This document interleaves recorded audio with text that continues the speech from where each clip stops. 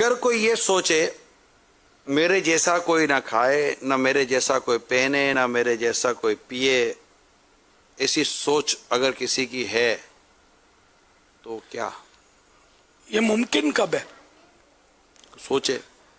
یہ کیا ہوتا ہوگا؟ مطلب پیے کھائے کا تو اپنے نہیں کنفرم کر سکتے، پہننے کا تو البتہ ہوتا ہے کہ جو میں نے پہنا ہے وہ کوئی اور نہ پہنے،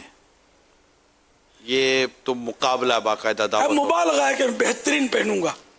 تو یہ ہے نا، ایسا بالکل وہ بوتیک سے بنانا ہے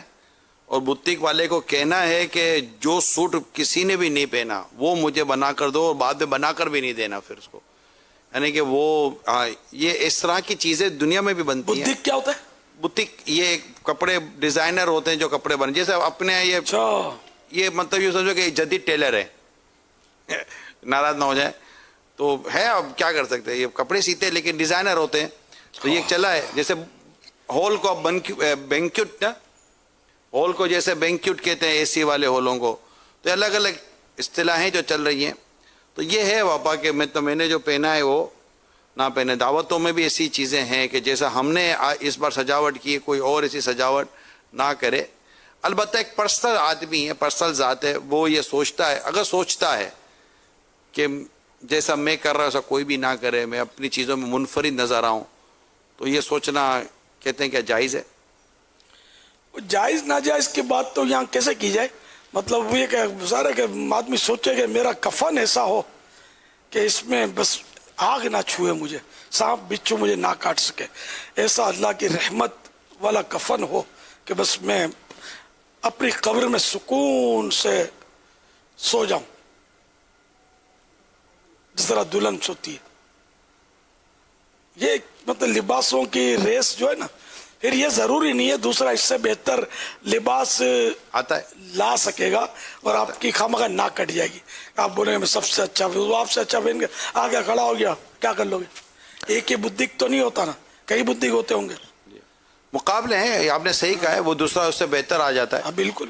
تو یہ نہ ہے، مطلب چیزیں مہنگی ہو گئی۔ دیکھو یہ فضول لوگوں کا کام ہے، اللہ کے نیک بندے ان چکروں میں نہیں پڑتے، ان کو اتنا ٹائم ہی نہیں ہوتا ایسا سوچنے کا۔ اللہ اللہ کرو یار، زندگی بے حد مختصر ہے، ان قریب شور مچ جائے گا کہ گیا اللہ،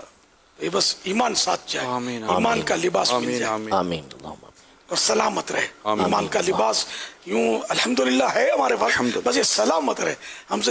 کہیں چھن نہ جائے، شیطان بہکا کر کوئی کچھ کر نہ ڈالو ہے، تو یہ اچھے لوگوں کا کام نہیں ہے، ماڈرن قسم کے لوگ کرتے ہیں سب۔ جی مفتی صاحب، اس میں حدیث پاک ہے نا، لا یؤمن احدکم حتی یحب لاخیہ ما یحب لنفسہ، کہ تم میں اس وقت تک کوئی شخص کامل مومن نہیں ہوگا جب تک کہ اپنے بھائی کے لیے وہ کچھ پسند نہ کرے جو اپنے لیے پسند کرتا ہے۔ اس کے تحت